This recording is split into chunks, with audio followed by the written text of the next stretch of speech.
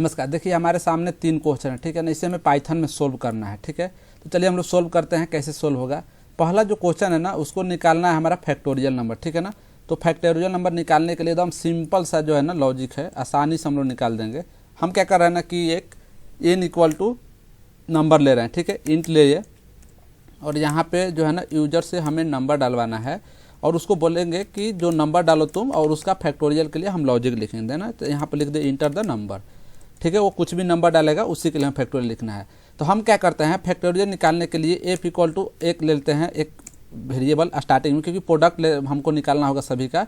तो किसी की भी नंबर में अगर एक से प्रोडक्ट करते हैं या उससे मल्टीप्लाई करते हैं तो उसमें कोई भी चेंजिंग नहीं आता है, ठीक है। इसके बाद जो है ना एक फॉर लूप लेते हैं, फॉर में आई लिखते हैं, आई इन द रेंज। और रेंज में क्या करते हैं कि हम लोग जो नंबर दिया हुआ है ना यहाँ पर 1 से स्टार्ट करते हैं और जहाँ तक निकालना है वहाँ पर n+1 कर देंगे, ठीक है।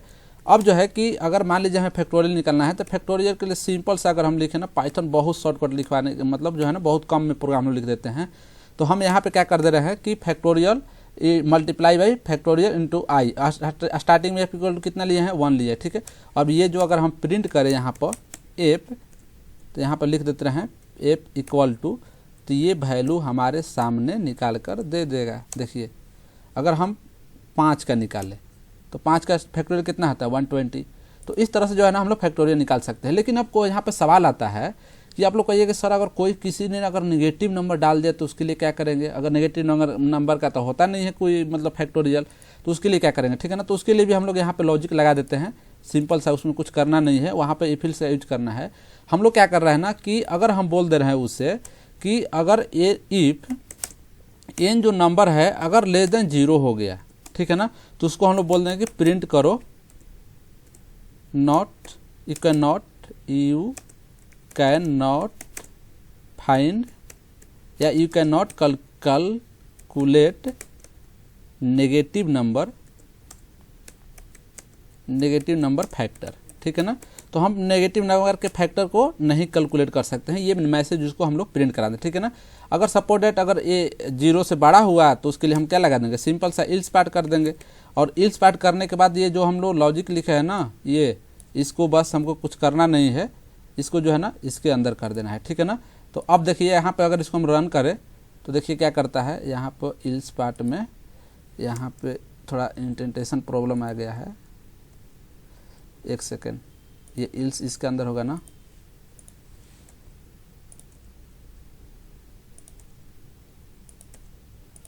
अब जो है ना ये काम कर जाएगा, ठीक है। तो हम नंबर डाल दिए, मान लीजिए 5, तो ये 120 आ गया। अगर मान लीजिए हमने नंबर डाल दिया नेगेटिव, जैसे सपोर्टेड मान लीजिए -5 डाल दिया, तो कह रहा है you can not calculate the negative number factor. तो इस तरह से जो है ना हम लोग फाइंड कर सकते हैं। दूसरा क्वेश्चन है कि फिबोनाची सीरीज निकालना है, ठीक है ना। तो फिबोनाची सीरीज क्या होता है कि स्टार्टिंग में ये जो नंबर होता है ना, जैसे कि इसको अगर हम लोग बात करें थोड़ा सा समझ लेते हैं कि अगर मान लीजिए स्टार्टिंग क्या होता है, 0 होता है, 1 होता है, और दोनों का सम जो है ना बढ़ते जाता है। जैसे 0 + 1 1, 1 1 2, 1 2 3, 3 2 5, इस तरह से जो है ना ये हमारा होता है फिबोनाची सीरीज। तो इसके लिए हम लोग लॉजिक क्या लगाएंगे, ठीक है ना। तो हम लोग क्या करते हैं कि इसका अपना है ना कोड लिखना स्टार्ट करते हैं। तो हम क्या कर रहे हैं कि स्टार्टिंग में a बराबर -1 ले रहे हैं और b इक्वल टू, आप अलग अलग कंसेप्ट लगा के भी यूज कर सकते हैं, लेकिन ये ईजी वाला है इसलिए मैं बता रहा हूँ, ठीक है ना। तो यहाँ पे हमने क्या किया कि a इक्वल टू माइनस लिया, b इक्वल टू 1 ले लिया, और फिर हम लगा दिए for loop, for I in range, for I in range, ठीक है। अब ये रेंज जो है ना कि जितना नंबर का आपको निकालना है ना वहाँ तक जाएगा, ठीक है। तो n तक हमको n+1 करना है, तो n+1 कर देंगे। अब जो है कि हमें ये n वैल्यू किससे लेना पड़ेगा, यूजर से लेना पड़ेगा। तो हम लोग क्या करते हैं ना कि यहाँ पे जो लिखे हैं ना इसी को कॉपी पेस्ट कर देते हैं ताकि समय बच जाएगा, क्योंकि ये आसान चीज़ है, ठीक है। तो हम लोग क्या किए कि यहाँ पर रेंज ले लिए। अब जो है ना कि यहाँ पे हमें सबसे पहला वैल्यू निकालना है, तो हम ले लेते हैं एक c वेरिएबल और c में a + b कर देते हैं, c में a + b कर देते हैं, ठीक है। और इसी वैल्यू को हमको प्रिंट कराना है, तो यहाँ पे c प्रिंट कर देंगे, ठीक है। अब जो है कि प्रिंट कराने के बाद जो है ना एक ही लाइन में आए, तो इसके लिए हम लोग इंट इक्वल टू लिख देते हैं। ये पाइथन का ही फंक्शन है, आसान चीज़ आप लोग पता होगा। अब जो है ना कि वैल्यू को एक्सचेंज कर देते हैं, a में b को असाइन कर देते हैं और बी में जो है ना सी को असाइन कर देते हैं, क्योंकि जो है ना इसे बार बार हमें लूप चलाना है ना जब तक इसको फाइंड करना है। तो देखिए अब इसको रन कराए हम तो यहाँ पे एरर बता दिया, एरर इसलिए आ गया कि यहाँ पे एक चीज़ छूट गया है, ठीक है ना। अब जो है कि नंबर डालते हैं 5, तो देखिए 5 से लेकर जो है ना 5 तक क्या फिबोनाची सीरीज बता दिया। अब जो है ना जितना भी आप नंबर डाले 10 डाले तो जो है ना 10 तक के फिबोनाची सीरीज निकाल के बता देगा। तो ये क्वेश्चन था हमारा फिबोनाची सीरीज फाइंड करने के लिए। अब लास्ट तीसरा क्वेश्चन है, कह रहा है मल्टीप्लिकेशन टेबल निकालना। मल्टीप्लिकेशन टेबल क्या मतलब कि पहाड़ा लिखने वाला प्रोग्राम लिखिए आप, जो हम लोग बचपन में पढ़ते हैं ना, पहाड़ा 2 2 1 जा, एक सेकेंड,